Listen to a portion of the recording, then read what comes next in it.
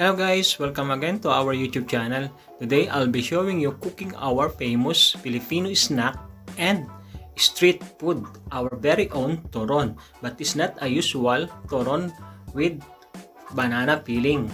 We'll be needing in this recipe our spring roll wrapper, sweet potato, condensed milk, evaporated milk, toasted sesame seed, granulated sugar, and our vanilla essence. Let's start cooking by boiling some water on a cooking pot and start cooking our sweet potato.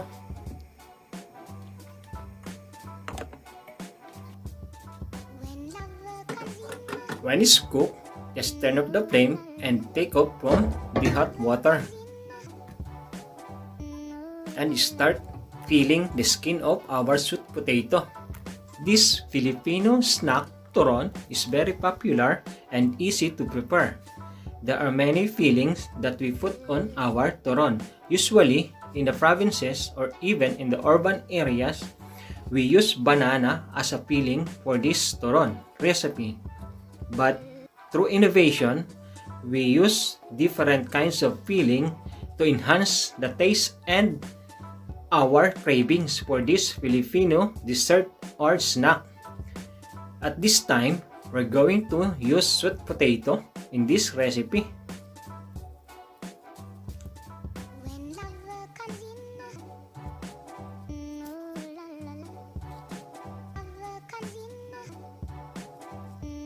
After peeling all the skin, let's start shredding it or mashing our sweet potato to begin to be used as filling for our turon.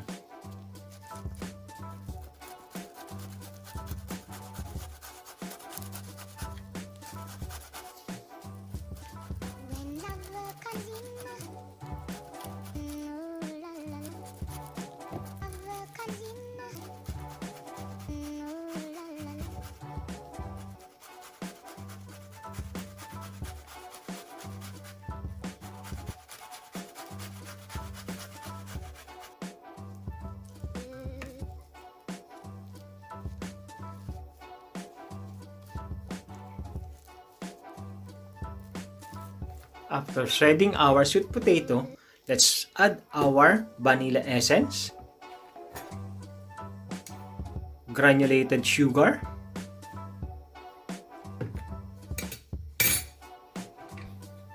our evaporated milk,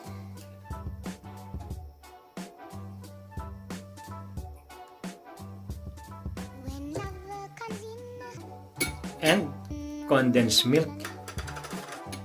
And depends on you how much milk you're going to add on this filling. If you want a sweeter taste, you can add some more. And mix all the ingredients in our sweet potato.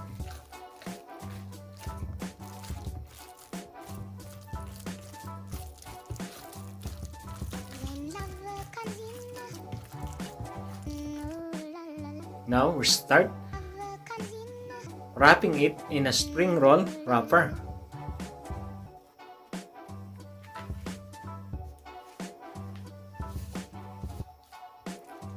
Like a usual spring roll wrapping or turon, just wrap it in a wrapper and roll it and sealed so that it will not burst while cooking on a hot oil for deep frying.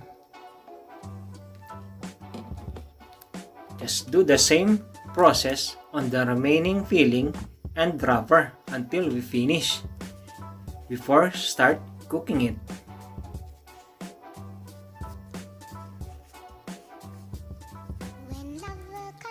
You may notice that our spring roll wrapper are a bit smaller. It is a big size of spring wrapper and thus divided it into 4 to make it more easy for us to eat piece by piece our turon.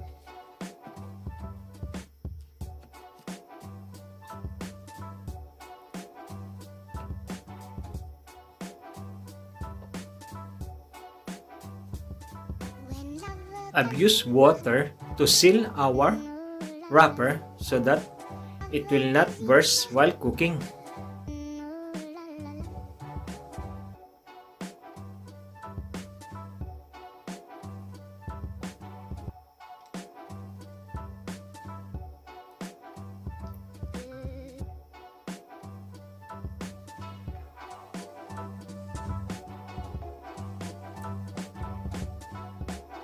Now we're finished wrapping our turon.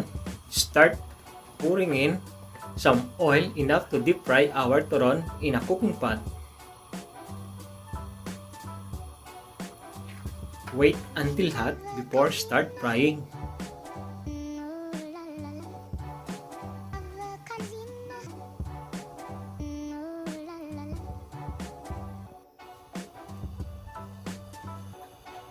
I start cooking.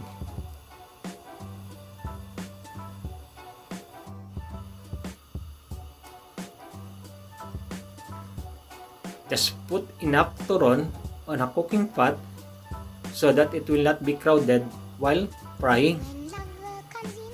Because when our turon is nearly cooked, we will pour some granulated sugar to cover our turon to make it more sweet and delicious.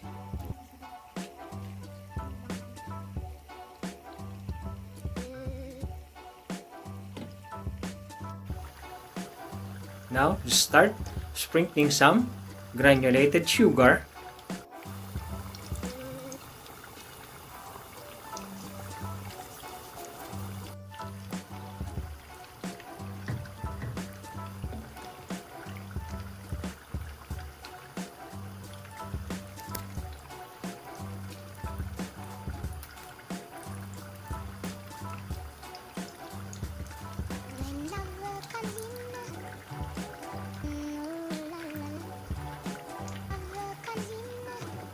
Those sugar will stick on our turon skin.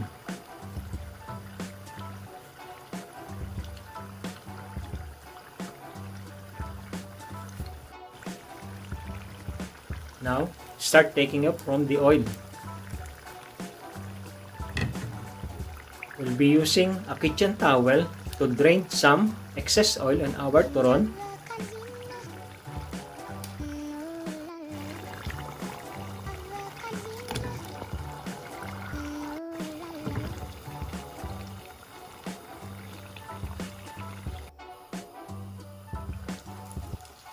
Let's do the same process on the remaining turon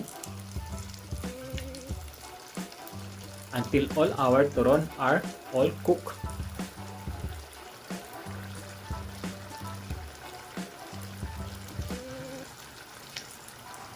Please guys, continue to support our YouTube channel to inspire us to upload more videos of DIY and cooking, and you can also visit our Facebook page Lutuing Pinoy Abroad, TikTok, Instagram Lutuing Pinoy Abroad.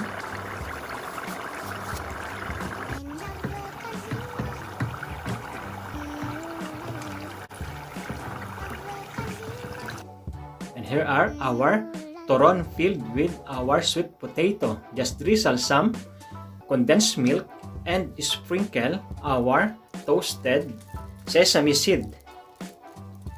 Share it with your family, especially our children, and surely they will enjoy this recipe. Thank you very much and God bless to all. Happy eating! Bye-bye!